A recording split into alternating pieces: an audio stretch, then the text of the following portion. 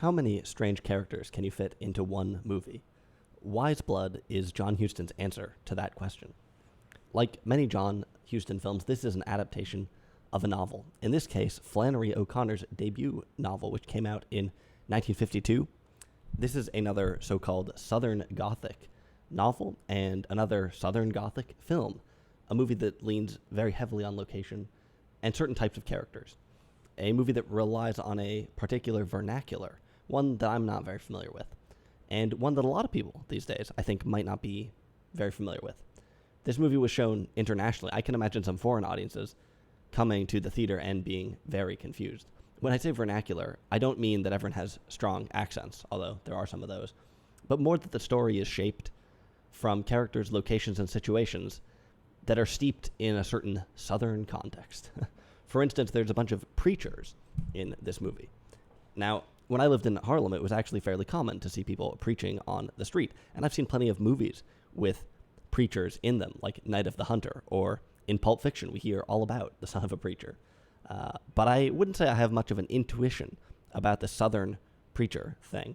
Out on a street, drawing a crowd, and trying to sell people on salvation, or maybe something else.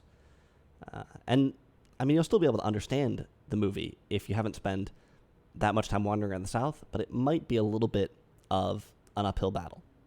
I also haven't read the book that this movie was based on. That's one of the problems with weekly videos, honestly, is that not enough time to read all the books that they're based on. I strongly suspect that this book is actually better than the movie. I think Wise Blood struggles as an adaptation. Now, I like complex movies, but I have said a number of times, I think, that you can run into problems when you take characters from a book and put them in a movie and they're too complex. It can make things difficult to latch onto, and that is probably the case here. In a book, it's a bit easier to put the reader into the characters' heads and enunciate internal drama. Here, we don't really get that. And this ends up being a movie with a lot of subtext, but very little text. The basic premise of this movie is that a young man named Hazel Motes comes home from war. Hazel Motes is a very literary name. I think that's the kind of name you think of the name and you realize you have to write a book about this character. In the book, the war was World War II. In the movie, it's actually not really clear what war we're talking about, partly because it's not clear when the movie is set. If it's supposed to be the 1940s, they do a pretty bad job. Anyway, Hazel comes back from some war and wanders around the South for a while. That's basically the movie.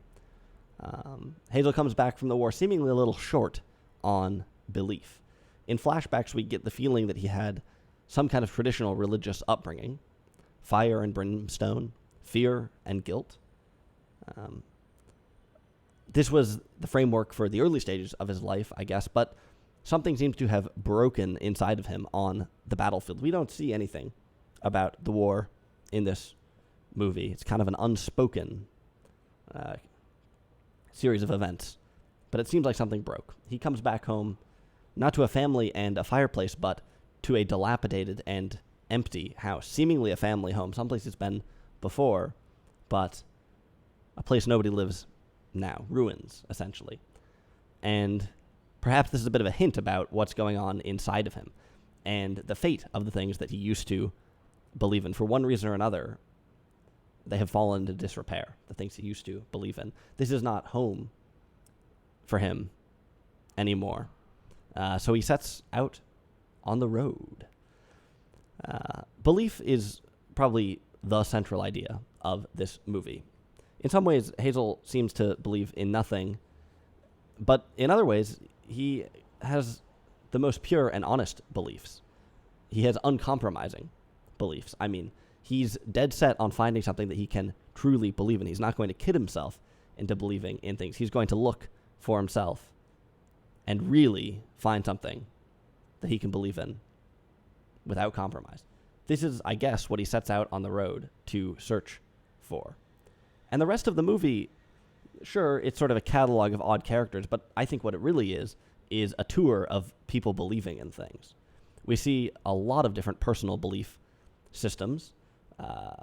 We see institutional belief, like religion, but what really strikes me is how personal and how amateur a lot of these systems are. I guess you're on your own to find something to believe in life. We meet a lot of odd characters. We see a lot of odd belief systems. For instance, there's a character named Enoch who works at a zoo and is fascinated by some old archaeological stuff, artifacts that to him seem to be the apex of belief, hugely important to his system of belief. These strange fossils in the museum are inherently just very important to the way he thinks about the world. We also see some less earnest characters, shysters, people trying to make a buck from belief. Like I said, we see some different preachers in the movie, some perhaps sincere, others not. There are quite a few movies, where preachers and con men are brought together, like Night of the Hunter, we've mentioned. Paper Moon is another one, not a preacher, but a Bible salesman. This movie, in some ways, is a much more strange and complicated version of Paper Moon. Downtrodden, a sour version. Now, I think Night of the Hunter, Paper Moon, these are not exactly subtle comments about religion. Seemingly, they just are saying that religion is potentially fraudulent, or that it can be. This is, I think, a more complex movie, or at the very least a more convoluted movie. It still has some of these ideas in it, though. Maybe religion is a scam, a long, long, long con. Could be. So, like I said, we see some preachers out on the street. We also see some men come to town with a prehistoric monster named Gonga. Think King Kong. They've got a big gorilla in a truck. They're selling tickets to kids to come and see this gorilla. Like I said, this kind of seems like something like a 40s or even a 30s thing. Not clear when the movie's set, though. Of course, this gorilla is really a man in a gorilla suit. This is not a trick being played on the audience of the film. It's a trick being played on the kids, and we can see that. Gonga the monster, paying to see Gonga, is, I think, another angle on belief. As you might have guessed by now, none of these characters are particularly likable. And that is maybe one of the defining characteristics of the movie, to be honest, is not having a lot to latch onto in terms of empathetic characters or moments. And really beyond that, the movie in general doesn't have much emotional salience, I guess you could say. At least for me, it didn't. I wasn't really invested at all. That's probably linked to the characters not being very likable. Like I said, no text, but there is subtext. It's definitely a bit muddled, I think. It's definitely convoluted, but maybe that's better than being simplistic. Hard to know. This movie is groping its way towards some big ideas, though, I think. Let me ask you, is it the fool who tries to truly believe? The fool who tries to truly believe, right? We meet all these different characters, and it seems maybe that the ones who are the shrewdest are the ones who are exploiting the system, the shysters, the ones who make a buck. They have some sort of smugness. In some ways, they have the intellectual high ground, or they think they do, because they know how to play the system. They don't worry too much about what they believe in, but they know that they can make money from other people needing to believe in something, right? Are they at the top of the pyramid? Maybe below them you have people who have worked out some kind of belief system that is good enough. It might be odd in some ways. It might not be comprehensive, but it's good enough, like Enoch, perhaps, with his archaeology. Really, I think these people might even realize that it isn't comprehensive, but they're still happy with it. They're content. They're satisfied. I think there are maybe a lot of people out in the world who go to church these days who fall into this category. They're satisfied, right? Good enough. Sometimes people who are sort of anti-religion or something can be at a loss for why people don't want to acknowledge certain things they think are flaws or something like that, or why people aren't rigorously questioning their belief systems or something like that. And one simple answer, not the only answer, but one simple answer is because some people are satisfied, happy, content. What more could you want? Well, below that, I think maybe we have the people who really want to believe without compromise, without hesitation. They want a light that will shine on everything and never waver. And they might be in trouble. This is, I think, what Hazel wants. And he has a hard time finding it, something he can really believe in. So is it the fool who will settle for nothing less than true belief? These structures, this hierarchy, it's not really in the movie, but it's a way to think about stuff. And I think it does start to churn up some of the ideas that the movie is alluding to. Another way of looking at it isn't actually in a faith context at all, but it's just in sort of a more social context. Hazel is probably best described as being anti-social, not wanting really to connect to other people, having a lot of disdain for other people. And this is, in some way, self-righteous, I think. Often, people who are extremely antisocial or something like this might have some self-righteous feeling towards it. They might manufacture some justification or some context in their own life and their own minds to feel as if they, for one reason or another, have the higher ground. Perhaps Hazel does something like this similarly, right? So maybe you can think of this not just in terms of belief, but in terms of participation in more general social structures or something like that, right? Is it the fool who wants only true connections with other people, who wants to completely eschew social artifice? Before too long in the movie, Hazel takes matters into his own hands. He founds his own church. Something I've thought about doing from time to time. Not really. The Church of Christ without Jesus Christ. This is his church. A church where there is no savior. A church of nihilism. And I guess this is what he can truly believe in. Nothing. This almost reads like a mathematical theorem. The higher your standard for believing in things is, well, then the fewer things there are to believe in. It's not quite that clear cut, but any way you look at it, it seems clear that Hazel's quest is doomed to fail.